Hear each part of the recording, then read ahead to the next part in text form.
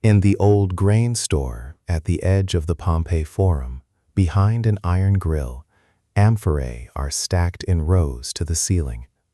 Among them, low down, lie the figures.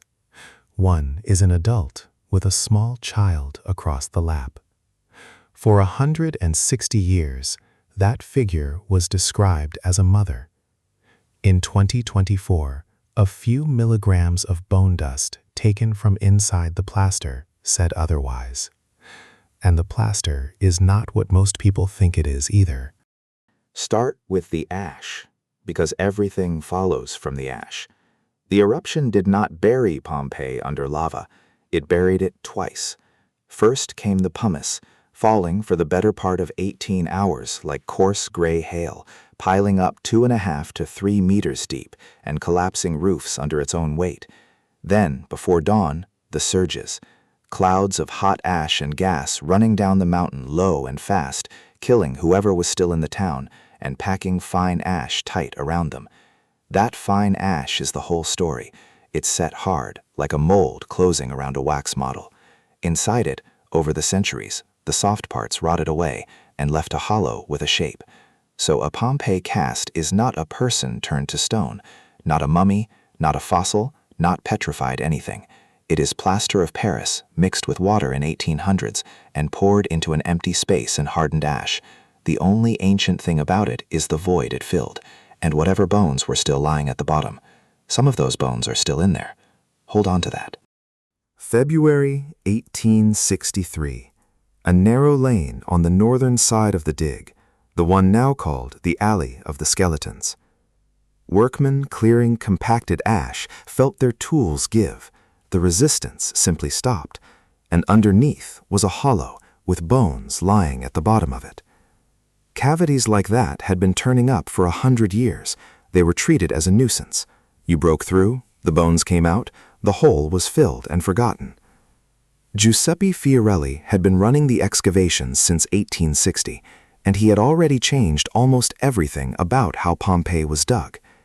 He divided the town into 9 regions and numbered every block and every doorway, a system still used to give an address in Pompeii today. He stopped the old habit of tunneling sideways into a house to strip out its bronzes and its painted walls, and made the crews work downward instead, from roof line to floor, so a building was recorded as it came up.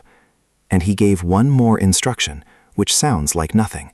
At the first sign of a cavity, stop. Because he had understood what the cavities were. Not gaps, molds. What he did next required no invention whatsoever. A bucket, water, and gesso, ordinary plaster, mixed thin enough to run into a fingernail's hollow and the fold of a sleeve. An opening was made at the top of the cavity. In at least some cases, the bones were fished out first with iron tongs before the plaster went in. Then they poured. Then they waited a day or two and began chipping the ash away from the outside, working inward toward a shape nobody had looked at in 1784 years. It is a one-way process. The mold has to be destroyed to release what it held, and if the mixture is wrong, there is no second attempt. And Fiorelli was not the first to see the possibility.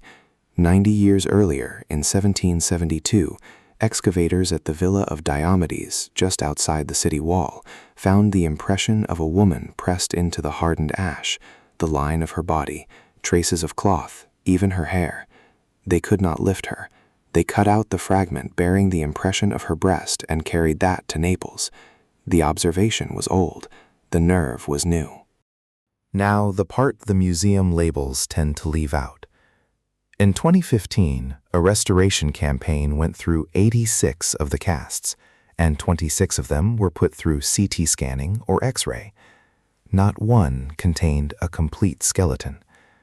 What the scans found instead were metal rods driven through the plaster to hold limbs in place, patches, fills, bones removed before casting in some figures and left in others, apparently according to whoever was holding the tongs that day. Restorers had smoothed faces, rebuilt hands, added plaster where a leg had come out too thin. The casts differ in style depending on the decade they were made in, because taste changed, and taste got into them. Then there is the display history on top of that. The best of them were arranged in a purpose-built museum on the site in 1873 and 1874, positioned for visitors to walk around. Allied bombs struck Pompeii in 1943 and damaged or destroyed a number of them.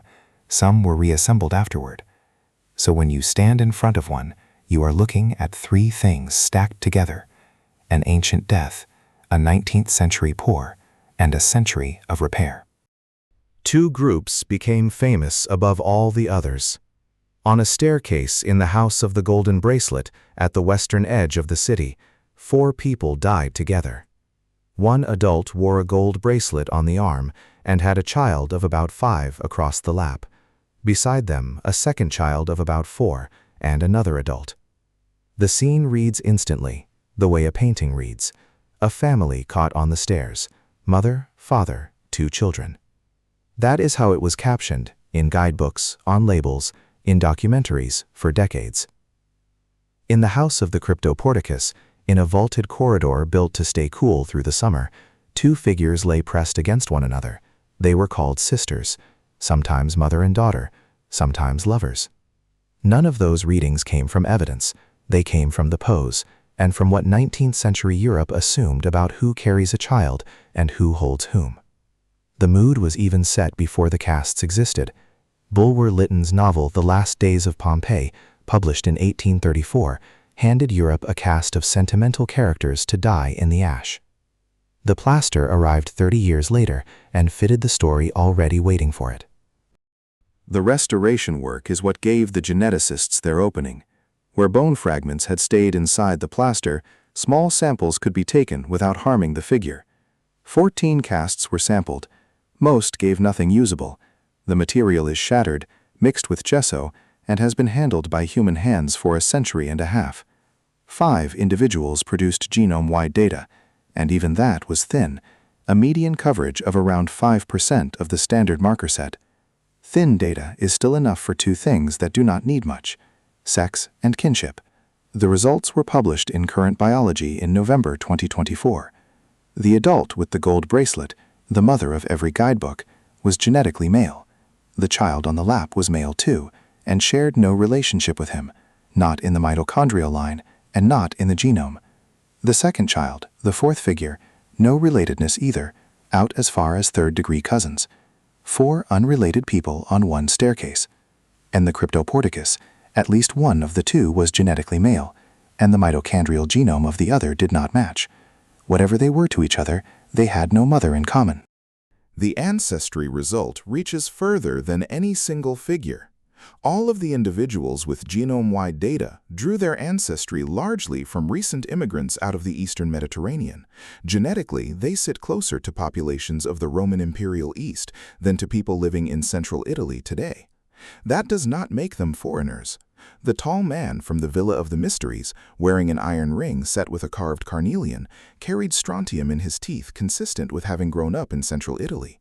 Ancestry is inherited, where you live is not. And here is the strongest argument against reading too much into all this, which is worth saying plainly. 5 genomes is a very narrow window onto a city whose population is usually estimated somewhere between 10 and 20,000. The coverage is low.